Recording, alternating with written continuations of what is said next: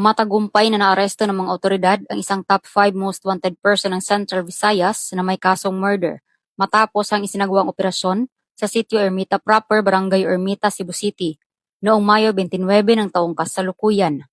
Kinilala ni Police Captain Winston P. Bontilao, Station Commander ng Police Station 5 CCPO, ang suspect na si alias Daryl, 27 anyos, na residente ng naturang lugar.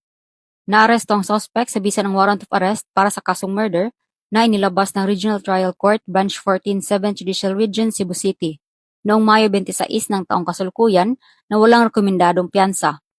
Kasalukuyang nakapit ang suspect sa custodial facility ng Himpilan habang hinihintay ang turnover nito sa tamang hukuman para sa karagdagang legal na proseso. Ipinapakita ng matagumpay na operasyon ang patuloy na dedikasyon ng Cebu City Police Office sa pagtugis at pag-aresto sa mga wanted persons, lalo na sa mga sangkot sa mabibigat na krimen bilang bahagi ng kanilang layunin na mapanatili ang kaligtasan at kapayapaan ng publiko, alinsunod sa ilalim ng bagong PNP para sa bagong Pilipinas, serbisyong mabilis, tapat at nararamdaman.